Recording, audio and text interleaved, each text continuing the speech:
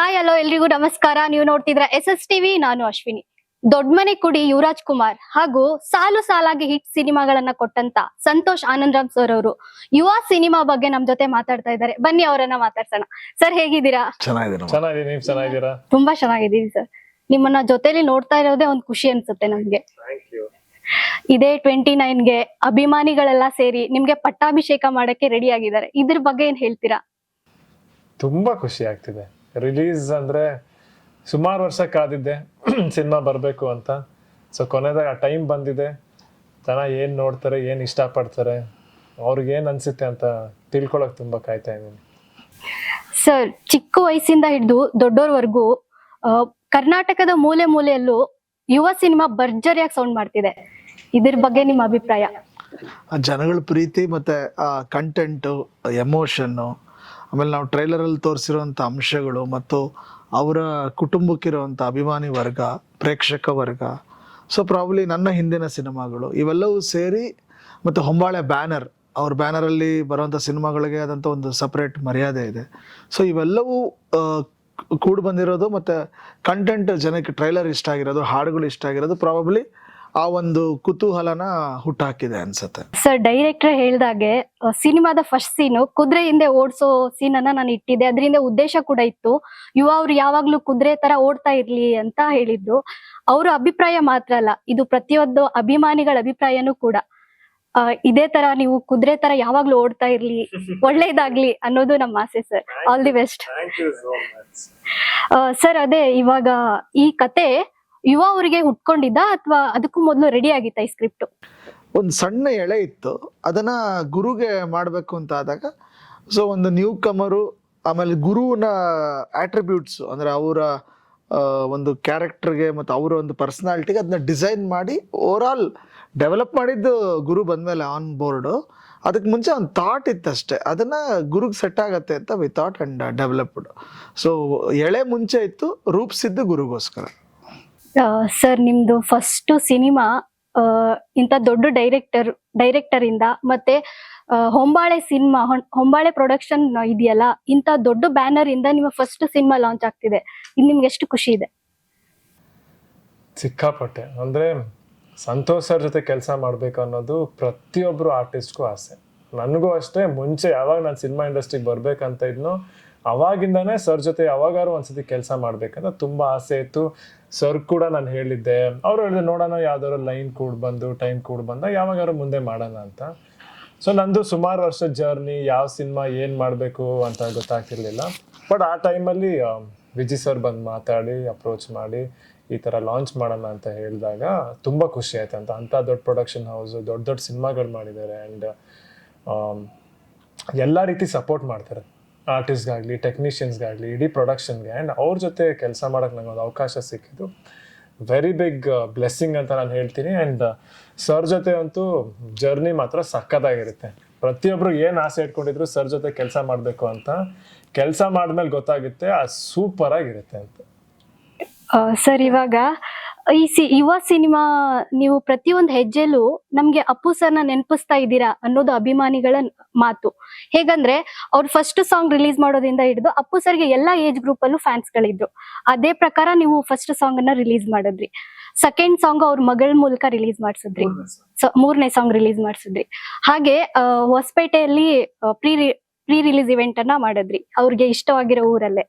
So ಇದನ್ನೆಲ್ಲ ನೋಡಿದಾಗ ಅಭಿಮಾನಿಗಳಿಗೆ ನೀವು ಇಡ್ತಾ ಇರೋ ಪ್ರತಿ ಹೆಜ್ಜೆಲೂ ನಮ್ಮನ್ನ ಅಪ್ಪು ಸರ್ಗೆ ನೆನ್ಪಿಸ್ತಾ ಇದ್ದೀರಾ ಅನ್ನೋದು ನಂಬಿಕೆ. ಇದ್ರ ಬಗ್ಗೆ ನೀವ್ ಏನ್ ಹೇಳ್ತೀರಿ? ಇಲ್ಲ, ಅದು ನನ್ನ ಒಂದು ಖುಷಿ, ನನ್ನ ಒಂದು ಕರ್ತವ್ಯ.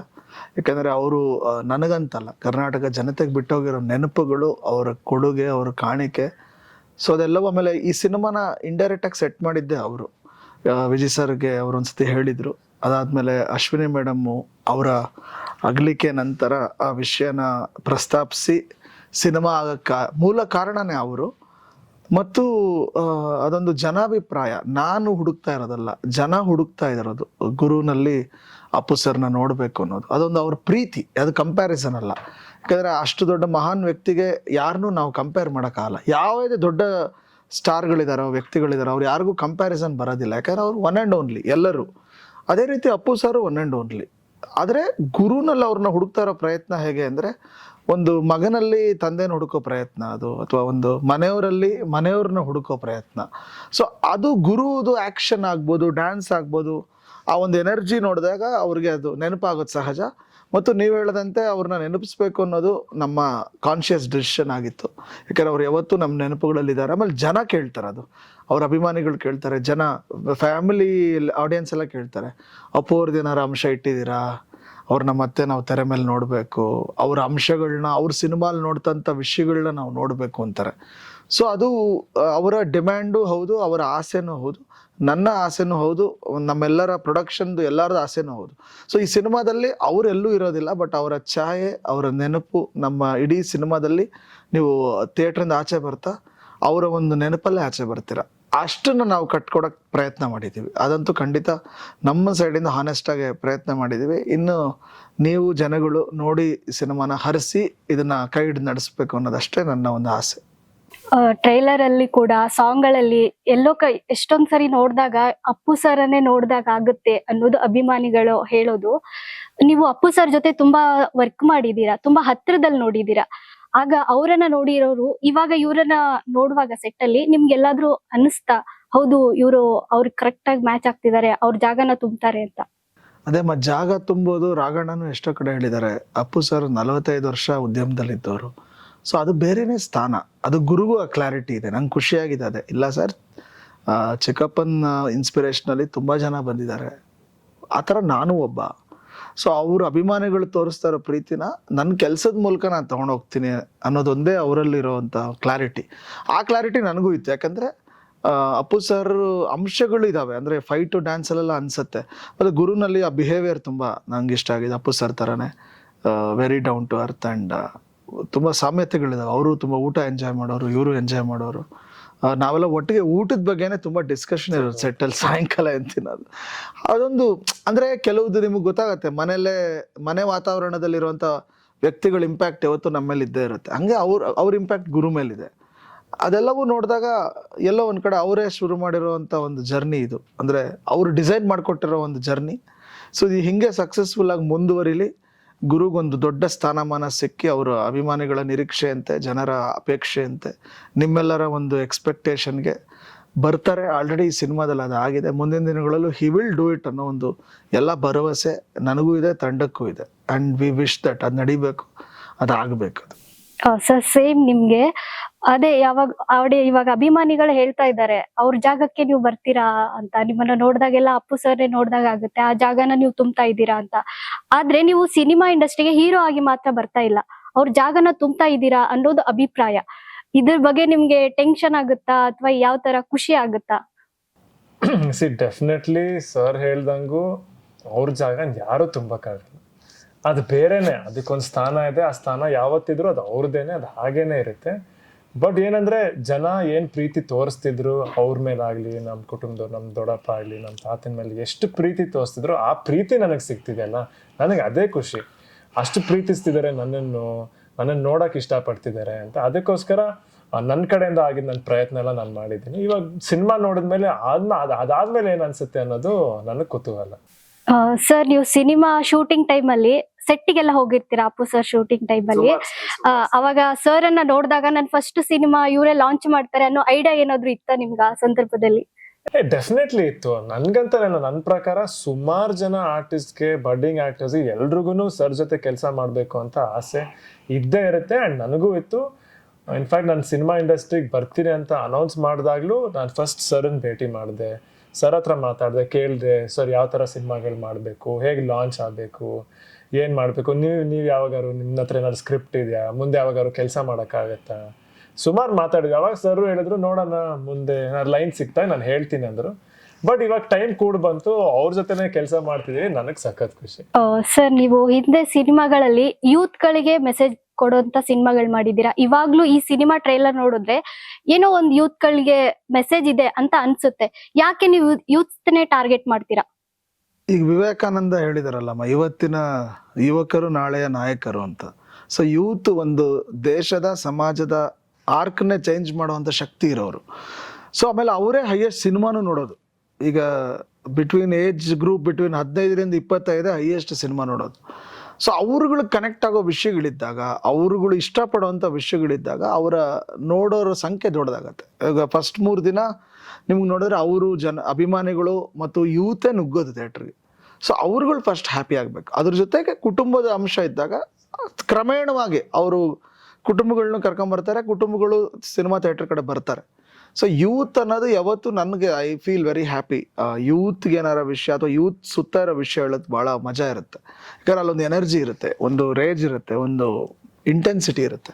ಈ ಸಿನಿಮಾಲು ಅದೇ ಆಗಿರೋದು. ಒಂದು ಇವತ್ತಿನ ಯೂತ್ ಕಾಲೇಜ್ಗೆ ಹೋಗೋರೆಲ್ಲರೂ ತೆರೆ ಮೇಲೆ ಯಾವುದೋ ಒಂದು ಅಂಶದಲ್ಲಿ ಗುರುಗೆ ಕನೆಕ್ಟ್ ಆಗ್ತಾರೆ. ಸೊ ಗುರು ಅವರ ಒಂದು ರೆಪ್ರೆಸೆಂಟೇಟಿವ್ ಆಗಿ ಸುಮಾರು ವಿಷಯಗಳನ್ನ ಡೀಲ್ ಮಾಡಿದ್ದಾರೆ, ಹ್ಯಾಂಡಲ್ ಮಾಡಿದ್ದಾರೆ. ಅದು ಐ ಥಿಂಕ್ ಯೂತ್ ಭಾಳ ಮಜಾನೂ ಕೊಡುತ್ತೆ, ಇನ್ಸ್ಪೈರು ಆಗತ್ತೆ. ಈ ಸಿನಿಮಾ ಟ್ರೇಲರ್ ನೋಡಿದ್ರೆ ಫುಡ್ ಡೆಲಿವರಿ ಬಾಯ್ಸ್ ಏನ್ ಪ್ರಾಬ್ಲಮ್ ಅನ್ನ ಇವಾಗ ಫೇಸ್ ಮಾಡ್ತಾ ಇದ್ದಾರೆ ಅನ್ನೋದನ್ನ ತೋರಿಸಿದೀರಾ. ಸೊ ಈ ಸಿನಿಮಾ ಬಂದ್ಮೇಲೆ ಅವ್ರಗಳಿಗೆ ಇದೊಂದು ಇನ್ಸ್ಪೈರ್ ಆಗ್ಬಹುದಾ ಅಂತ? ಅಂದ್ರೆ ಅವರ ಜೀವನದ ವ್ಯಾಲ್ಯೂ ಹೇಳಿದೀವಿ ಅಷ್ಟೇ, ಅವ್ರು ಮಾಡ್ತಿರೋ ಕೆಲಸದ ವ್ಯಾಲ್ಯೂ ಮತ್ತು ಅವ್ರಿಗೆ ದಕ್ಕಬೇಕಾಗಿರೋ ವ್ಯಾಲ್ಯೂ. ಸೊ ನಿಮ್ಗೆ ಗೊತ್ತಿರಂಗೆ ಇಲ್ಲಿ ಹೇಳಿದೀವಲ್ಲ, ಡಿಗ್ನಿಟಿ ಅನ್ನೋದು ನಾವು ಮಾಡೋ ಕೆಲಸದಲ್ಲಿರಲ್ಲ, ನಾವು ಹೇಗೆ ಬದುಕ್ತೀವಿ ಅನ್ನೋದ್ರಲ್ಲಿರುತ್ತೆ ಅಂತ. ಅವರೆಲ್ಲ ನೀವು ಪೋಸ್ಟ್ ಕೋವಿಡಿಂದನೂ ನೋಡಿ, ಲಾಕ್ಡೌನ್ಗಳೆಲ್ಲ ಅವರೇ ನಮ್ಮ ಜೊತೆ ಇದ್ದಿದ್ದು. ಸೊ ಅವ್ರುಗಳಿಗೆ ಒಂದು ಎಲ್ಲೋ ಒಂದು ಕಡೆ ಒಂದು ಟ್ರಿಬ್ಯೂಟ್ ಥರ ಅನಿಸ್ತು. ಅವ್ರಿಗೆಲ್ಲ ಆ ಲೇಬರ್ ಕ್ಲಾಸ್ ಅಷ್ಟು ಜನ ಅವತ್ತು ನಮ್ಮ ಜೊತೆ ನಿಂತಂಥ ಎಲ್ಲರೂ ಆ ಕಷ್ಟದ ಸಮಯದಲ್ಲಿ, ಜೊತೆಗೆ ಇವತ್ತಿಗೂ ಅಷ್ಟೇ ಅವರಿಲ್ಲದೆ ನಮ್ಮ ಬದುಕನ್ನ ಕಲ್ಪಿಸ್ಕೊಳ್ಳೋದು ಕಷ್ಟ. ಅಂದರೆ ಯಾವುದೋ ಒಂದು ರೀತಿಯಲ್ಲಿ ಅವ್ರು ನಮಗೆ ಸಹಾಯವಾಗಿದ್ದೇ ಇರ್ತಾರೆ. ಸೊ ಅವರೆಲ್ರಿಗೂ ಒಂದು ಗೌರವ ಕೊಡೋ ನಿಟ್ಟಿನಲ್ಲಿ ಈ ಸಿನಿಮಾ ಮಾಡಿರೋದು, ಮತ್ತು ಎಸ್ಪೆಷಲಿ ಆ ಪರ್ಟಿಕ್ಯುಲರ್ ಪೋರ್ಷನ್ಸ್ ಮಾಡಿರೋದು ಅವ್ರಿಗೆಲ್ಲ ಒಂದು ಗೌರವ ತಂದ್ಕೊಡೋವಂಥ ಕೆಲಸ ಆಗಬೇಕು ಅಂತ ಅದನ್ನು ನಾವು ಇದರಲ್ಲಿ ಹೇಳಕ್ಕೆ ಪ್ರಯತ್ನ ಪಟ್ಟಿದ್ದೀವಿ. 100% ಎಲ್ರಿಗೂ ಒಂದು ದೊಡ್ಡ ಗೌರವ ಆಲ್ರೆಡಿ ಸುಮಾರು ಜನಕ್ಕಿದೆ, ಇನ್ನೂ ಹೆಚ್ಚು ಮೂಡಬಹುದು ಈ ಸಿನಿಮಾ ನೋಡಿದ್ಮೇಲೆ. ಇವಾಗ ನೀವು ಯಶ್ ಸರ್ ಜೊತೆ ವರ್ಕ್ ಮಾಡಿದೀರಾ, ಜಗ್ಗೇಶ್ ಸರ್ ಜೊತೆ ವರ್ಕ್ ಮಾಡಿದೀರಾ, ಅಪ್ಪು ಸರ್ ಜೊತೆ ಮಾಡಿದೀರಾ. ಇವ್ರುಗಳೆಲ್ರಿಗಿಂತ ಯುವ ಸರ್ ನಿಮ್ಗೆ ಎಷ್ಟು ಡಿಫ್ರೆಂಟ್ ಅನಿಸ್ತಾರೆ? ಯಾಕಂದ್ರೆ ಫಸ್ಟ್ ಟೈಮ್ ಲಾಂಚ್ ಆಗ್ತಾ ಇರೋದ್ರಿಂದ. ಅಂದ್ರೆ ನಾನ್ ನೋಡಿರೋದು ಎಲ್ಲವೂ ಹೊಸದಲ್ಲ, ಯಾಕಂದ್ರೆ ಇದಕ್ ಮುಂಚೆ ಯಾರು ನೋಡಿರಕ್ ಸಾಧ್ಯ ಇಲ್ಲ. ಯಾಕಂದ್ರೆ ಗುರು ಆಕ್ಟ್ ಮಾಡೋದು, ಡೈಲಾಗು, ಎಮೋಷನ್ಸ್, ಫೈಟು, ಡ್ಯಾನ್ಸ್ ಎಲ್ಲವೂ ಫಸ್ಟ್ ಟೈಮ್. ಅದು ಫಸ್ಟ್ ಟೈಮೇ ನನಗೆ ಮಜಾ ಅನಿಸ್ತಿತ್ತು. ಯಾಕಂದ್ರೆ ಫಸ್ಟ್ ಟೈಮ್ ಒಂದು ಹೀರೋ ನೋಡೋ ಕಿಕ್ ಬೇರೆ. ಸೊ ಅದು ನನಗೆ ಗುರುನಲ್ಲಿ ಸಿಕ್ತು. ಅಂದರೆ ಎಕ್ಸ್ಪೆಕ್ಟೆಡ್ ರಿಯಾಕ್ಷನ್ಸ್ ಇರಲ್ಲ, ಎಕ್ಸ್ಪೆಕ್ಟೆಡ್ ಅಂದರೆ ಈ ಥರನೇ ರಿಯಾಕ್ಟ್ ಆಗ್ಬೋದು, ಈ ಥರನೇ ಆಗ್ಬೋದು ಅನ್ನೋದಿಲ್ಲ, ಅದೊಂದು ಸರ್ಪ್ರೈಸೇ. ಸೊ ಗುರು ಜೊತೆ ಕೆಲಸ ಮಾಡಿದಾಗ ಒಂದು ಹೊಸ ಮುಖ ಜೊತೆ ಕೆಲಸ ಮಾಡೋ ಕಿಕ್ಕೇ ಬೇರೆ. ಅದು ನನಗೆ ತುಂಬ ಎಂಜಾಯ್ ಮಾಡಿದೆ ಅದನ್ನ. ಸೊ ಅದು ಜನಕ್ಕೂ ಆ ಒಂದು ಎಕ್ಸೈಟ್ಮೆಂಟ್ ಇರುತ್ತೆ. ಸಿನಿಮಾ ನೋಡುವಾಗ ಒಂದು ಟೈಮ್ ಗುರುನೇ ನೋಡ್ಕೊಂಡು ಹೋದವರು ಮತ್ತೊಂದ್ಸತಿ ಸಿನಿಮಾ ನೋಡೋ, ಅಂದರೆ ಇದೊಂದು ರಿಪೀಟ್ ವ್ಯಾಲ್ಯೂ ಇರೋ ಕತೆ ಇದು. ಎಂಟರ್ಟೈನ್ಮೆಂಟ್ ಆ್ಯಂಗಲಿಂದ ನೋಡಿದ್ರು, ಒಂದು ಹೀರೋ ಆ್ಯಂಗಲಿಂದ ನೋಡಿದ್ರು. ಸೊ ಅದು ವರ್ಕ್ ಆಗತ್ತೆ, ಅದು ಜನಕ್ಕೆ ತುಂಬ ಮಜಾ ಕೊಡತ್ತೆ ಅದು. ಸರ್ ನಿಮ್ದು ಫಸ್ಟ್ ಸಿನಿಮಾದಲ್ಲಿ ಪ್ರಿಪ್ರೇಷನ್ ಯಾವ ತರ ಇತ್ತು? ಸಿನಿಮಾ ಇಂಡಸ್ಟ್ರಿಗೆ ಬರಬೇಕು ಅಂತಾನೆ ಸುಮಾರಷ್ಟು ಪ್ರಿಪ್ರೇಷನ್ ಮಾಡಿದ್ದೆ. ಆ್ಯಕ್ಟಿಂಗ್ ಕಲ್ತಿದ್ದೆ, ಡ್ಯಾನ್ಸು, ಫೈಟು ಅವೆಲ್ಲ ಮಾಡಿದ್ದೆ. ಆ್ಯಂಡ್ ಒಂದು ಒಳ್ಳೇದೇನಾಯ್ತು ಅಂದರೆ ಈ ಸಿನಿಮಾಲಿ ಸ್ಕ್ರಿಪ್ಟಿಂಗ್ ಶುರು ಮಾಡಿದಾಗ್ಲಿಂದನೇ ನಾನು ಟೀಮ್ ಜೊತೆಗಿದ್ದೆ. ಸೊ ಸ್ಕ್ರಿಪ್ಟ್ ಹೇಗೆ ಡೆವಲಪ್ ಆಗ್ತಿತ್ತು, ಡೈಲಾಗ್ಸ್ ಹೇಗೆ ಡೆವಲಪ್ ಆಗ್ತಿತ್ತು, ಅಲ್ಲಲ್ಲೇ ಸರ್ ಆಗಲಿ ಅವ್ರ ಟೀಮ್ ಆಗಲಿ ನನಗೆ ಹೇಳ್ಕೊಡೋರು. ಲೈಕ್ ಎಕ್ಸ್ಪ್ರೆಷನ್ಸ್ ಹೆಂಗಿರಬೇಕು, ಆ್ಯಕ್ಟಿಂಗ್ ಹೆಂಗಿರಬೇಕು. ಸೊ ಶೂಟಿಂಗ್ ಹೋಗೋಕೆ ಮುಂಚೆನೇ ಸುಮಾರು ಕಲಿತೆ ನಾನು. ಸುಮಾರು ಸತಿ ನಾವು ವಿಡಿಯೋ ಶೂಟ್ ಮಾಡಿಕೊಂಡು ಅದನ್ನು ನೋಡಿಕೊಂಡು ಅಲ್ಲಿಂದ ಏನು ಕರೆಕ್ಷನ್ಸ್ ಮಾಡಬೇಕು, ಎಕ್ಸ್ಪ್ರೆಷನ್ಸ್ ಜಾಸ್ತಿ ಮಾಡಬೇಕಾ, ಕಮ್ಮಿ ಮಾಡಬೇಕಾ, ಡೈಲಾಗ್ ವಾಯ್ಸ್ ಯಾವ ಥರ ಇರಬೇಕು. ಸೊ ಸಖತ್ ಪ್ರಾಕ್ಟೀಸ್ ಮಾಡಿದ್ವಿ. ನನಗೆ ತುಂಬ ಹೆಲ್ಪ್ ಆಯಿತು. ಆ್ಯಂಡ್ ಶೂಟಿಂಗ್ ನಡೀತಾನು ಸುಮಾರು ವಿಷಯ ಕಲ್ತಿದ್ದೆ ನಾನು. ಇವಾಗ ಅಂದ್ರೆ ಇವಾಗ ಫಸ್ಟ್ ಅಂದ್ರೆ ನಿಮ್ ಫ್ಯಾಮಿಲಿನಲ್ಲಿ ಎಲ್ಲರೂ ಸೆಲೆಬ್ರಿಟಿಗಳು, ಆರ್ಟಿಸ್ಟ್. ಇವಾಗ ಕೆಲವೊಬ್ರಿಗೆ ಆಕ್ಟಿಂಗ್ ಫೀಲ್ಡ್ಗೆ ಬರಕ್ ಇಷ್ಟ ಇರಲ್ಲ. ಸೊ ನಾನು ಈ ತರ ಈ ಲೈನ್ಗೆ ಹೋಗ್ಬೇಕು, ಈ ಲೈನ್ಗೆ ಹೋಗ್ಬೇಕು ಅಂತ ಇರುತ್ತೆ. ಬಟ್ ನಿಮ್ಗೆ ಚಿಕ್ಕವರಿದ್ದಾಗಿಂದನೂ ಅನ್ಸಿತ್ತಾ ನಾನು ಹೀರೋ ಆಗಿ ಕಾಣಿಸ್ಕೋಬೇಕು ಮುಂದೆ ಅಂತ? ಖಂಡಿತ ಆಯಿತು. ಚಿಕ್ಕ ವಯಸ್ಸಿಂದನೂ ನಾನು ಸಿನಿಮಾ ಇಂಡಸ್ಟ್ರಿ, ನನಗೆ ಆ್ಯಕ್ಟ್ ಮಾಡೋದಂದ್ರೆ ತುಂಬ ಇಷ್ಟ. ಆವಾಗ ಚಿಕ್ಕ ವಯಸ್ಸಲ್ಲಿ ಮನೆಯವರೆಲ್ಲ ಗ್ಯಾದರ್ ಆದಾಗ ಒಂಚೂರು ಏನಾದ್ರು ಆ್ಯಕ್ಟ್ ಮಾಡ್ತಿದ್ದೆ. ಸ್ಕೂಲಲ್ಲಿ ಏನಾದ್ರು ಡ್ರಾಮಾ ಆಪರ್ಚುನಿಟಿ ಸಿಕ್ತಾಗ ಮಾಡ್ತಿದ್ದೆ. ಸೊ ಯಾವಾಗಲೂ ಆಸೆ ಇತ್ತು. ಆ್ಯಂಡ್ ಸಿನಿಮಾದವ್ರ ಜೊತೆನೇ ಬೆಳೆದಿದ್ದಲ್ಲ, ನನಗೆ ಶೂಟಿಂಗ್ ಸೆಟ್ಟಲ್ಲಿ ಇರೋದಂದರೆ ಸಖತ್ ಇಷ್ಟ. ಚಿಕ್ಕ ವಯಸ್ಸಿಂದ ಯಾವಾಗಾದ್ರು ಟೈಮ್ ಸಿಕ್ಕಿದ್ರು, ಫ್ರೀ ಆದರೂ ಫಸ್ಟ್ ಶೂಟಿಂಗ್ ಸೆಟ್ಟಿಗೆ ಹೋಗ್ತಾ ಇದ್ವಿ. ನಮ್ಮ ಫ್ಯಾಮಿಲಿ ವೆಕೇಶನ್ ಅಂದ್ರೆ ಶೂಟಿಂಗ್ ಸೆಟ್ಟು, ಎಲ್ಲಿ ಶೂಟಿಂಗ್ ನಡೀತಿದೆ ಅಂತ ತಿಳ್ಕೊಂಡು ಅಲ್ಲಿ ಹೋಗ್ತಾ ಇದ್ದೆ. ಸೊ ಫಸ್ಟಿಂದಾನೇ ಇತ್ತು.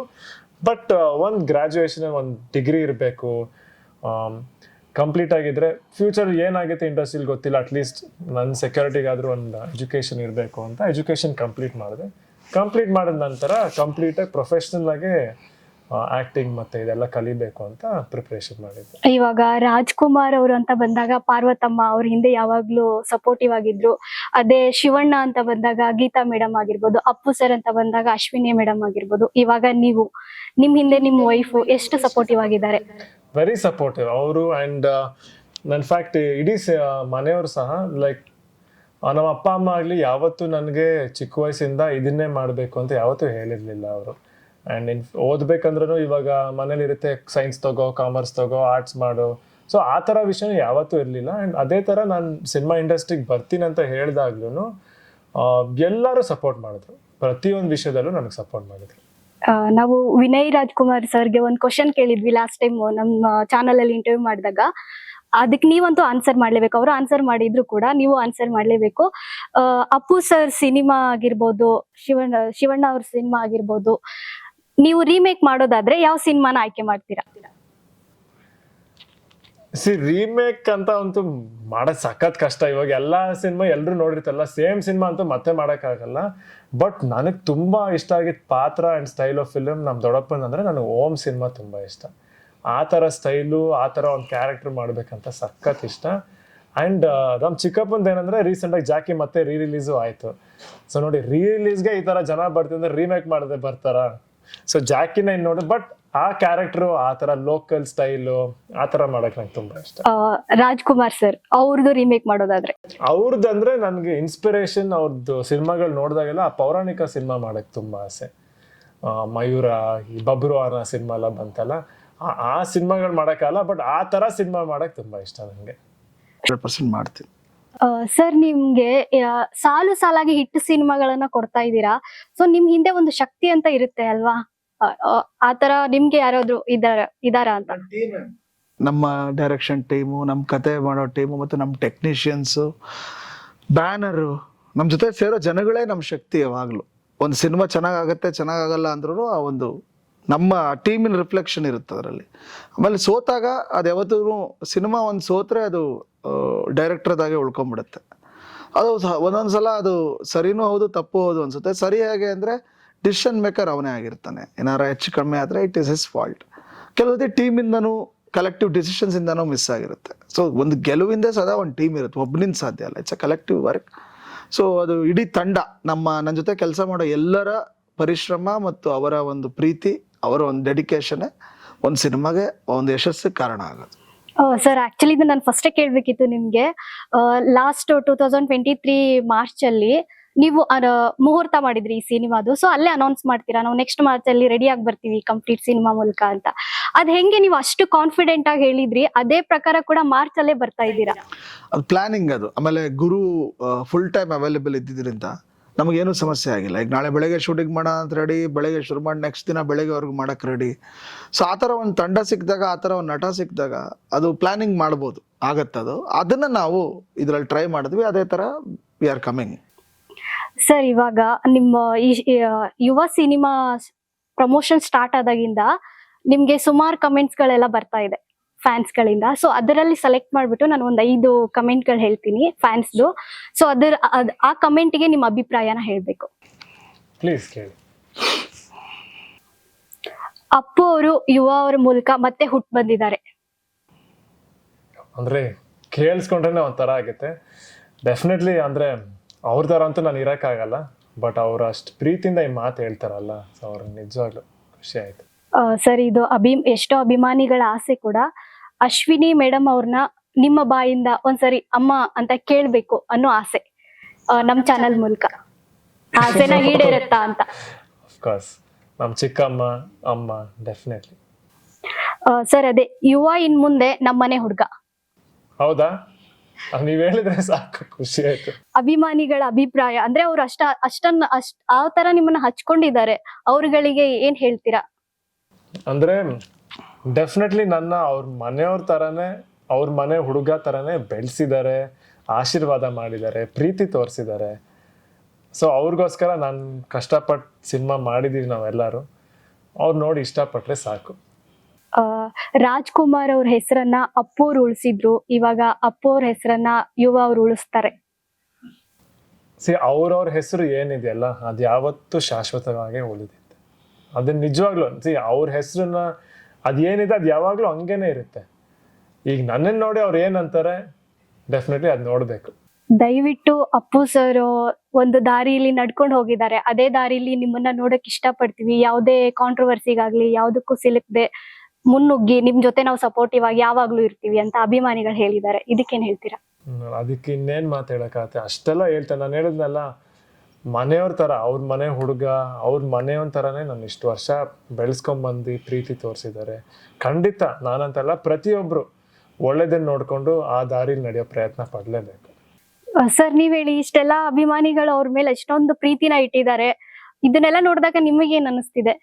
ತುಂಬಾ ಖುಷಿ ಆಗುತ್ತಲ್ಲಮ್ಮ, ಯಾಕಂದ್ರೆ ನಮ್ಮ ಚಿತ್ರದ ನಾಯಕನನ್ನ ಜನ ಇಷ್ಟು ಪ್ರೀತಿಸ್ತಾ ಇದ್ದಾರೆ, ಅದು ಸಿನಿಮಾ ರಿಲೀಸ್ ಆಗಕ್ ಮುಂಚೆನೆ ಅಂದಾಗ ಅದೆಲ್ಲೋ ಒಂದ್ ಕಡೆ ಅವರು ಮಾಡಿರುವಂತ ಒಂದು ಪುಣ್ಯ, ಅದು ಆ ಕುಟುಂಬದ ಅಭಿಮಾನಿಗಳಿಗಿರುವಂತ ಒಂದು ಮನಸ್ಸದು. ಸೊ ಇದ್ರ ಜೊತೆಗೆ ನಾವು ಸಿನಿಮಾ ಮಾಡಿದೀವಿ, ಆಮೇಲೆ ನಮ್ಮ ಮೇಲೂ ಈಗ ಅಪ್ಪು ಸರ್ ಅಭಿಮಾನಿಗಳು ಎಲ್ಲರೂ ನನ್ನನ್ನ ಹರಿಸ್ತಾರೆ, ಪ್ರೀತಿಸ್ತಾರೆ.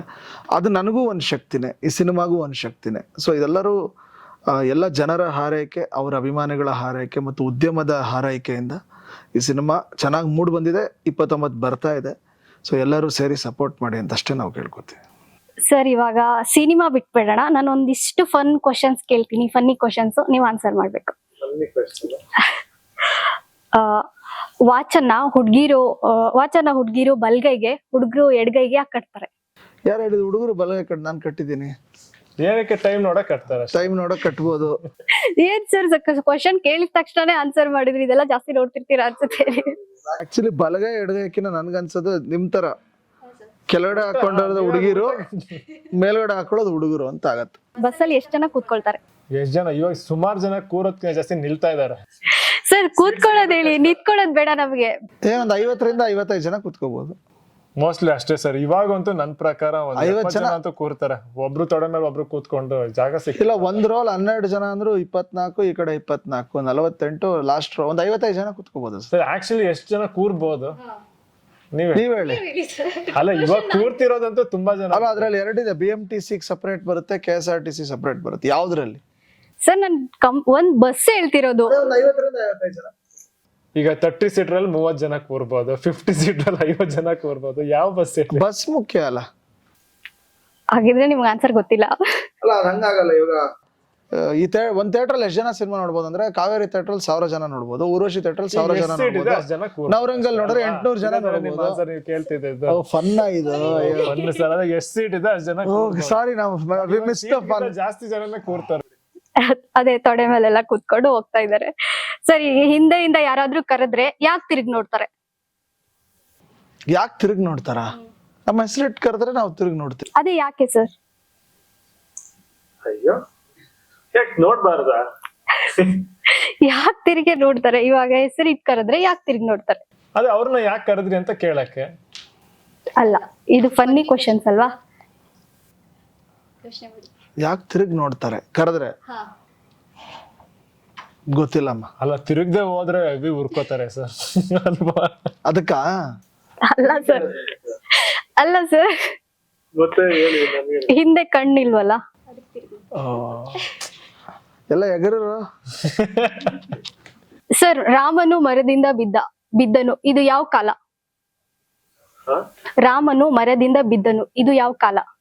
ಯಾವ ಕಾಲ? ಯಾವಾಗ ಬೇಕಾದ್ರೂ ರಾಮ ಮರದಿಂದ ಬೀಳ್ಬೋದಲ್ಲ. ನೋವಿನ ಕಾಲನಾ? ಸಾಯಂಕಾಲನ?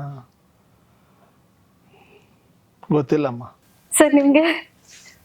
ನನ್ಗೂ ಗೊತ್ತಿಲ್ಲ ಸರ್. ರಾಮನ್ಗೆ ಕೆಟ್ಟ ಕಾಲ ಸರ್. ಹಂಗ ಕೆಟ್ಟ ಕಾಲದಲ್ಲಿ ಪಾಪ. ಸರ್ 1983 ಅಲ್ಲಿ ವಿಶ್ವಕಪ್ ಯಾರು ಗೆದ್ರು? ಇಂಡಿಯಾ. ಯಾವ್ದು? ಕ್ರಿಕೆಟಾ, ಹಾಕಿನ? ಯಾವ್ದು? ಕ್ರಿಕೆಟ್ ಅಲ್ಲಿ. ಭಾರತ ಅಲ್ಲ. ಮತ್ತೆ ಯಾರು? ಯಾವ ಕಪ್ ನೀವು ಕೇಳ್ತಿರೋದು? ಕ್ರಿಕೆಟ್ ವಿಶ್ವ ವರ್ಲ್ಡ್ ಕಪ್ ಅಂತ. ಫೈನಲ್ಸ್ ಅಲ್ಲಿ ಗೆದ್ದವ್ರಿಗೆ ಸಿಕ್ತು ಕಪ್. ಅದೇ ಆನ್ಸರ್ ಗುರು. ಯಾಕಂದ್ರೆ ನೀವು ಸಿಂಕ್ ಆಗ್ತಾ ಇದಾರೆ, ನಾನ್ ಸಿಂಕ್ ಆಗ್ತಿಲ್ಲ. ಸರ್ ಅದೇ ಫೈನಲಿ ಯುವ ಸಿನಿಮಾ ರಿಲೀಸ್ ಆಗ್ತಿದೆ 29ಗೆ, ಅದ್ರ ಬಗ್ಗೆ ಏನ್ ಹೇಳ್ತೀರಾ ಆಡಿಯನ್ಸ್ಗೆ? ಸೊ ಕುಟುಂಬ ಸಮೇತರಾಗಿ ನೋಡಿ ನಮ್ಮನ್ನೆಲ್ಲ ಹರಿಸಿ ಅಂತ ಕೇಳ್ಕೊತೀವಿ. ಇಷ್ಟೊತ್ತನ ನಮ್ ಜೊತೆ ಫನ್ ಆಗಿ ಕೇಳಿರೋ ಕ್ವಶನ್ಗೂ ಆನ್ಸರ್ ಮಾಡಿದ್ರಿ, ಎಲ್ಲ ರೀತಿಲೂ ಸಿನಿಮಾ ಬಗ್ಗೆ ಶೇರ್ ಮಾಡ್ಕೊಂಡಿದ್ದಕ್ಕೆ ತುಂಬಾ ಥ್ಯಾಂಕ್ಸ್ ಸರ್. ನಿಮ್ಗೂ ಥ್ಯಾಂಕ್ಸ್, ಚೆನ್ನಾಗಿ ನಗ್ಸಿದ್ರಿ, ಚೆನ್ನಾಗಿ ಮಾತಾಡ್ಸಿದ್ರಿ, ಥ್ಯಾಂಕ್ ಯು. ಅದು ಅಲ್ಲಿ ಎಗ್ರಿರೋರು ಎದ್ ಬನ್ರಿ. ಅದೇ ಅಲ್ಲಿ ಅವರೆಲ್ಲ ದಯವಿಟ್ಟು ಕಂಪೋಸ್ ಆಗಿ ಬನ್ನಿ. ಯಾಕೆ ತಿರುಗ್ತೀರಾ, ಬಸ್ಸಲ್ಲಿ ಎಷ್ಟು ಸೀಟ್ ಇದೆ, ಯಾರು ಗೆದ್ರು? ಆದ್ರೂನು ಆ ಸರ್ ಎಷ್ಟು ಚೆನ್ನಾಗಿ ಆನ್ಸರ್ ಮಾಡಿದ್ರು ನೋಡಿ. ಅದೇ ಪ್ರಾಬಬಲಿ ನನಗೆ ಆ ಸೆನ್ಸ್ ಇಲ್ಲ ಅನ್ಸತ್, ಬಿಟ್ಬಿಡಮ್ಮ. ನಮ್ಗೆ ಅದಿಲ್ಲ ಅಲ್ವಾ, ಇರೋರು ಓಕೆ, ನಮ್ಗೆ ಅಷ್ಟು ಪ್ರಬುದ್ಧತೆ ಬಂದಿಲ್ಲ, ಇನ್ನ ಬರುತ್ತೆ ಮುಂದೊಂದು ನೆಕ್ಸ್ಟ್ ಇಂಟರ್ವ್ಯೂ ನೀವು ಮಾಡುವಾಗ ಐ ಬಿ ರೆಡಿ. ನಾವು ಒಂದಿಷ್ಟು ಕ್ವೆಶನ್ಸ್ ರೆಡಿ ಮಾಡ್ಕೊಂಡ್ ಬರೋಣ. ಹೌದು, ಯುವ ಯಾಕೆ 29ಕ್ಕೆ ರಿಲೀಸ್ ಆಗುತ್ತೆ, ಯಾಕಂದ್ರೆ ಪ್ರೊಡ್ಯೂಸರ್ ರಿಲೀಸ್ ಮಾಡ್ತಾ ಇದಾರೆ, ಅದಕ್ಕೆ ರಿಲೀಸ್ ಆಗುತ್ತೆ. ಹ್ಯಾಪಿ? Yes, thank you. ಇಷ್ಟು ಕ್ವಶನ್ಸ್ ಅಲ್ಲಿ ನೀವೇ ರೆಡಿ ಆಗಿ. ನಾನೊಂದು ಕ್ವಶನ್ ಕೇಳಂಗಾದೆ ಪಾ. ತುಂಬಾ thank you sir. SS TV, cinema ಜಗತ್ತಿನ ಕ್ಷಣ ಕ್ಷಣದ ಸುದ್ದಿಯೊಂದಿಗೆ.